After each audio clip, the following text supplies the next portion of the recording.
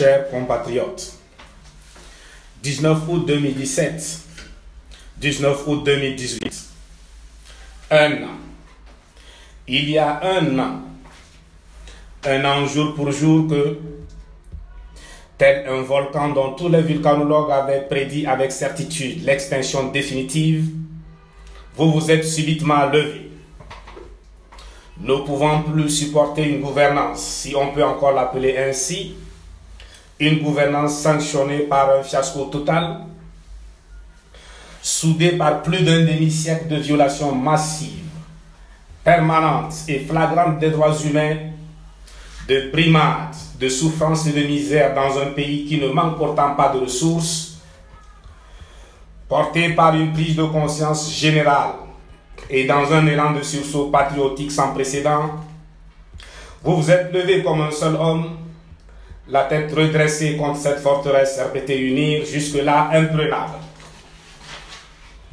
Ce jour du 19 août 2017, le Togo a surpris le monde. Les plus grands analystes politiques furent pris de court dans leurs prévisions. En effet, pour plusieurs observateurs, même des plus avisés de la politique africaine, rien ne laissait présager un tel sursaut qualitatif de la part de ce peuple vaincu et soumis par la force brute. À cette date, il fallait être fou pour prédire le réveil d'un peuple angoissé sans armes. À la veille du 19 août 2017, c'est-à-dire le vendredi 18 août 2017, tout indiquait que le baobab tenait bien debout sur ses racines cinquantenaires, que le dinosaure avait toute son énergie, toute sa capacité de nuisance et de destruction intacte. La lutte du 19 août s'annonçait comme une lutte perdue d'avance. En effet, comment remporter une lutte dans un contexte aussi défavorable, hostile à l'idée d'alternance?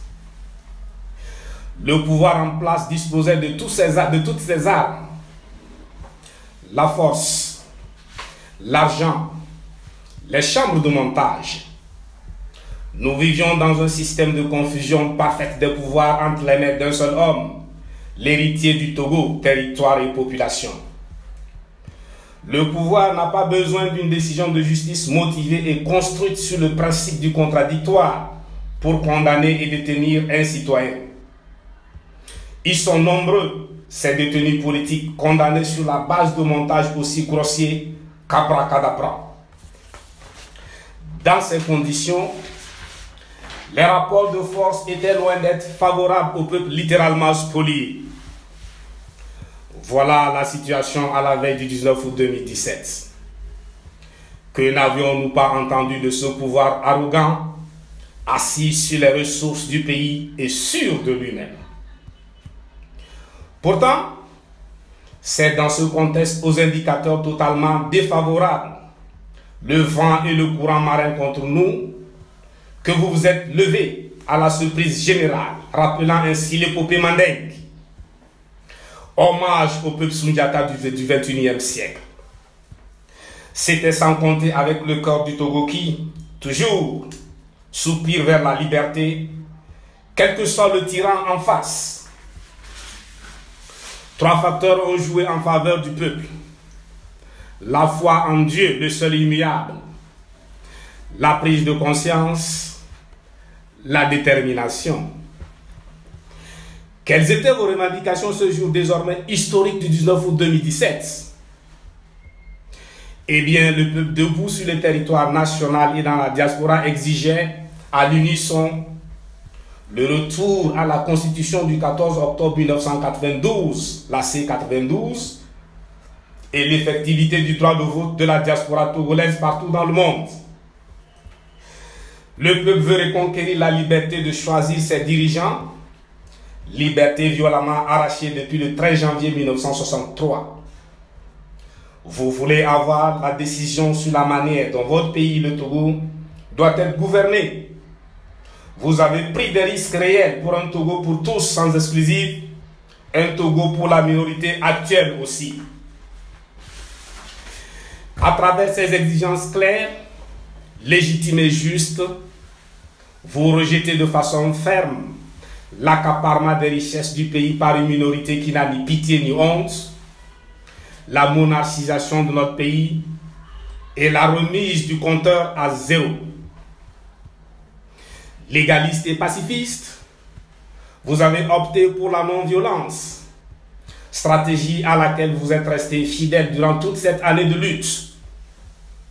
C'est la révolution de la Sigbalo ou du Nouziyé. C'est pourquoi par avance, le 2 juillet 2017, au cours du meeting dénommé la finale au stade d'Agoy, nous avons pris soin d'annoncer que nos marches seront des processions de pacifistes. Nous nous sommes adressés, entre autres, aux forces de sécurité, à l'armée, au pouvoir en place, au président en exercice de la CEDEAO de l'époque, sur le respect des libertés fondamentales, notamment la liberté de manifestation. Peine perdue. La suite, tout le monde la connaît. Le piquet n'a toujours pas compris, malgré l'évidence, qu'il a son destin lié à celui du mouton, étant donné qu'ils sont liés par la même corde. C'est pour nous l'occasion de rendre un hommage mérité à nos compatriotes abattus froidement. Notre soutien indéfectible va aux blessés, parmi lesquels des handicapés à vie, aux déplacés et aux réfugiés. À ce jour, premier anniversaire du soulèvement gigantesque et pacifique du 19 août 2017, nous comptons encore 53 détenus de l'arbitraire et des membres de la société civile, parmi lesquels le jeune Asiba Johnson. Les villes de Mango, Bafchilo et Sokolé sont toujours assiégées par l'armée qui refuse toujours de rester à sa place, c'est-à-dire dans les casernes en dehors de la sphère politique. Une armée républicaine n'est pas la préoccupation du commandant en chef des forces armées togolaises. Les villes comme Kara, Tchamba et certains quartiers de Lomé, la capitale, sont encore sous une surveillance militaire musclée et très étroite. Ce bilan funeste contraste complètement avec le bilan des manifestations organisées par la diaspora togolaise à l'extérieur du pays. Là-bas, en Afrique, en Europe, aux États-Unis d'Amérique, au Canada et en Asie, ni blessés, ni détenus, ni morts. Pourtant, les manifestants sont allés jusqu'aux places symboles, des espaces hautement historiques et mondialement reconnus. Ceci démontre à suffisance que les Togolais ne connaissent la liberté qu'une fois à l'extérieur de leur pays. Dans leur propre pays, ils sont tenus de ramper sous un plafond de liberté juste au-dessus du plancher. Ce que le peuple togolais a réussi et qui force l'admiration du monde entier est exceptionnel. Les Togolais de l'intérieur et les Togolais de l'extérieur ont réussi, contre toute attente, à sauter la dalle au-dessus du Togo et à casser la clôture en béton armé autour du Togo. C'est justement cette situation qui faisait que personne, même à nos frontières, ne voyait vraiment et n'entendait distinctement les Togolais soumis dans leur propre pays à un calvaire inimaginable. Cette image d'un peuple en sanglots rampant sous un plafond plancher était méconnue de l'extérieur. Vous êtes finalement parvenu à internationaliser le problème togolais, faisant ainsi de la cause du peuple togolais une cause entendue à l'échelle internationale comme une cause juste. Désormais, et malheureusement pour le régime, de l'extérieur l'on nous voit, de l'extérieur l'on nous entend. Le mensonge n'est plus prospère. Il a atteint ses limites. En outre, vous avez réussi à briser ce que nous appelons le cercle de la division de la famille Gnassingbé. La vraie fausse question nord-sud est totalement discréditée. Aujourd'hui, qu'avons-nous gagné de cette lutte qui, précisons-le, est toujours en cours? Le contenu de la feuille de route constitue un acquis à consolider par la coalition à laquelle je rends un hommage mérité. L'unité d'action à laquelle nous avons tous souscrit se révèle payante. la feuille de route se présente comme un document cadre. De ce document de base, qui appelle des précisions de la part de la CEDEAO, vont découler des mesures concrètes qu'exige la gouvernance démocratique à laquelle tous les États membres de la CEDEAO ont adhéré, à l'exception d'un seul État, le Togo. Cette feuille de route a le mérite de renvoyer le pouvoir au constitutionnalisme posé par la Constitution du 14 octobre 1992, bloquant ainsi le compteur à 2. Par ces recommandations, la CEDEAO a rendu justice à la diaspora togolaise qui n'a jamais pris part aux décisions portant sur le choix des gouvernants et sur la manière dont leur pays doit être gouverné. Cette fois, la diaspora togolaise de par le monde tient l'opportunité qui, comme dans un élan de mouvement pendulaire ou oscillatoire, lui permettra de revenir frapper à sa position initiale pour enfin chasser ceux qui ont chassé des Togolais et qui font tout pour les maintenir hors du territoire national. De plus, connaissant la mauvaise foi dont est pétri ce régime en matière d'exécution des engagements, la CEDEAO, tout en instituant un comité de suivi de la mise en œuvre de la feuille de route, maintient le dialogue. Rendre justice au peuple togolais au front depuis 1 an contre la plus vieille dictature du continent est un devoir pour les chefs d'État de la CEDEAO. Souveraineté, oui, mais un gouvernement ou un chef d'État ne peut faire ce qu'il veut dans un pays de l'espace communautaire. Il ne peut pas considérer son pays comme une propriété familiale. Depuis les principaux empires ouest-africains, les peuples de la sous-région ont une histoire commune. Les États de cet espace doivent continuer l'effort de construction d'un destin commun, tout en gardant à l'esprit que le destin de l'Afrique est absolument fédéral. C'est la raison d'être de la CEDEAO, le sens de la lutte de la jeunesse africaine qui a, pour l'Afrique, le choix entre s'unir ou disparaître. La CEDEAO doit veiller à un équilibrage en matière de jouissance des libertés fondamentales et de démocratie dans l'espace communautaire, une sorte de convergence en matière de démocratie. Notre solidarité suppose liberté partagée, démocratie partagée, prospérité partagée. N'oublions pas que n'oublions pas que ce sont des femmes, des hommes et des peuples libres qui sont appelés à assumer et à assurer le développement de l'Afrique. À cette étape précise de notre lutte, permettez-moi d'exprimer toute notre gratitude à tous les chefs d'État de la CEDEAO. Notre reconnaissance va particulièrement aux facilitateurs que sont le président Alpha Condé de la Guinée et le président Nana Akufo-Addo du Ghana pour les efforts déployés en faveur d'un Togo normal, un Togo où règne la force de la loi et non la loi de la force. Toutes nos félicitations au président Muhammadu Buhari du Nigeria pour sa brillante élection à la tête de la CEDEAO. Le Togo, pour plusieurs raisons liées à son pays et à sa personne, tout en lui exprimant sa gratitude pour ce qu'il a fait jusqu'ici, attend beaucoup de lui. Avec la nouvelle configuration, le dossier togolais tombe désormais entre les mains d'un comité de sages, au sein duquel 70 ans constituent l'âge de base. Malgré tout, la feuille de route reste une victoire d'étape. La lutte continue, restons donc debout. S'il est vrai que nous venons de très loin et que nous sommes tout près de notre destination, nous ne sommes pas pour autant à destination. Dans ce parcours héroïque du peuple en quête de liberté, de justice et de prospérité, chaque millimètre compte absolument. 1 millimètre avant la destination, ce n'est pas la destination. Si sur la candidature de Faure en 2020, la CEDEAO, en utilisant un langage de sagesse, n'a pas donné d'indication expresse, il revient à nous, peuple togolais, de continuer à assumer ce combat pour les futures générations togolaises et africaines. C'est notre combat en tant que peuple conscient et debout. Nous faciliterons ainsi le travail à la CEDEAO. Cette victoire d'étape n'est pas une victoire d'un parti politique. On ne peut non plus l'attribuer à un individu. C'est une victoire du peuple martyr.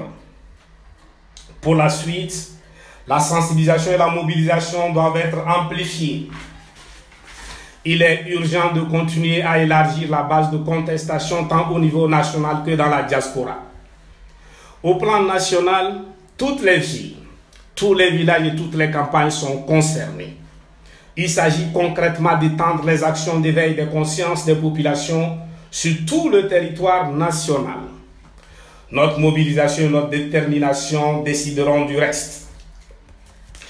À l'étape actuelle de la lutte, personne ne parviendra à nous distraire en nous entraînant dans un débat qui n'a rien à voir avec la lutte de tout un peuple en quête de sa première alternance politique après plus d'un demi-siècle de dictature. C'est bien de ça qu'il s'agit. Ne l'oublions pas. À chaque fois qu'il est en difficulté, ce régime tente toujours de mettre en conflit les éléments de la division qu'il a lui-même artificiellement opérée. Et la religion, à côté de l'origine territoriale, l'ethnie, la profession, etc., fait partie de ces éléments de la division. Dès lors, si confusion entre le politique et le religieux il y a, il convient de la chercher du côté du régime, prêt à tout pour s'opposer à l'alternance dans notre pays. Mais, organisée à dessein, cette confusion est volontaire. C'est dans cette confusion diabolique que le régime, tout en faisant payer cher à l'ensemble des Togolais, fait payer plus cher à ceux avec qui le leader du PNP partage l'origine, l'ethnie et la religion. Cette démarche de répéter unir n'est pas une nouveauté. Le pouvoir n'est pas très inventif, donc pas d'innovation dans les montages. Ne voyez-vous pas qu'il traîne le même candidat depuis 1969? Nous n'avons pas oublié les Togolais et les territoires de notre pays qui ont payé et continuent de payer très cher pour le positionnement et les actions politiques de Gilles Christ Olympio, Djobo Boukari, Boko Bosso, pour ne citer que ceux-là.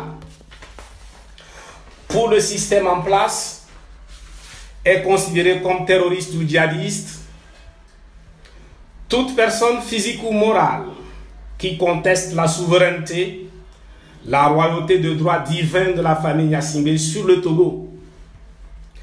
Voilà pourquoi les États occidentaux, qui disposent des meilleurs spécialistes en matière de terrorisme et de djihadisme, ont du mal à les comprendre. C'est de notoriété publique.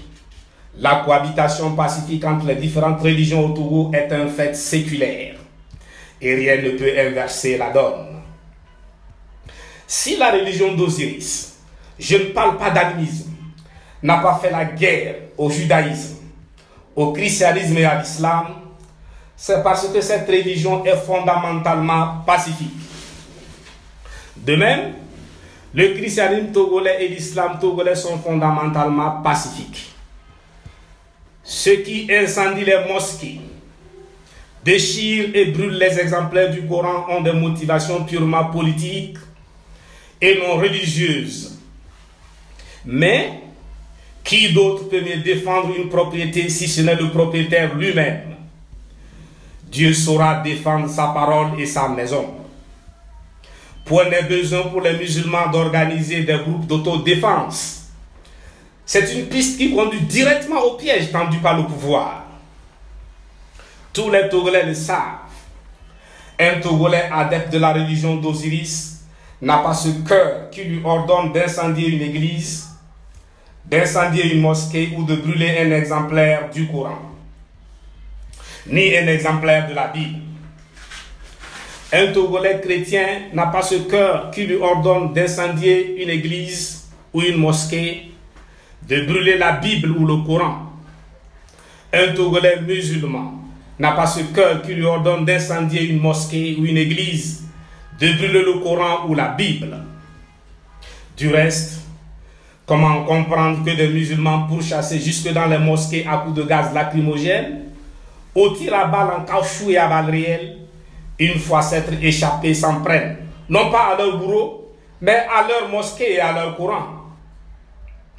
Vraiment, ce pouvoir machiavélique manque cruellement d'imagination. À partir du moment où la religion d'Osiris, développée depuis la vallée du Nil, a, de façon considérable, influencer directement le judaïsme, indirectement le christianisme et l'islam, le PNP estime que tout négro-africain doit se sentir à l'aise dans l'une quelconque de ces religions. Les Togolais ne sont pas dupes. Ils savent exactement pourquoi ils se battent. Ils se battent pour l'alternance, qui est aussi la clé de l'espoir des détenus politiques. Peuple sentinelle, tu es le grand comité de suivi, le grand évaluateur de la feuille de route. Tout dépendra du comportement du pouvoir dans la mise en œuvre de cette feuille de route. Pour l'instant, l'urgence est constituée par l'exécution des mesures préalables, à savoir la libération sans condition des détenus, la levée de sièges sur les villes de Mango, Bafilo et Sokodé, ainsi que le casernement de l'armée. L'histoire des armes disparues est un faux prétexte pour occuper militairement la région. La liberté de mouvement et la sécurité des leaders des partis de la coalition. Notons que ce régime, père et fils, a une tradition de meurtre de leaders politiques. Sylvanus Olympio, Jobo Boukari, Tavio Amorin, Atuche Abobli et tant d'autres. La liberté de mouvement des responsables, militants et sympathisants des partis politiques de la coalition. L'arrêt de toutes les opérations en cours liées au processus électoral. La CEDEAO doit rappeler à l'ordre cette sémie qui se croit au-dessus de la Constitution. Sur ces préalables, nous en appelons à la fermeté habituelle de la coalition, porte-parole des aspirations profondes du peuple togolais. Pour ma part, en tant qu'Africain du Togo, je suis très fier de ce peuple auquel j'ai le bonheur d'appartenir, un peuple disposé à servir l'Afrique et l'humanité. En attendant, la lutte continue. À vous l'été, sous-tassé, mais toujours à Sibaloulo, nous y aimions. Dieu bénisse le Togo et l'Afrique.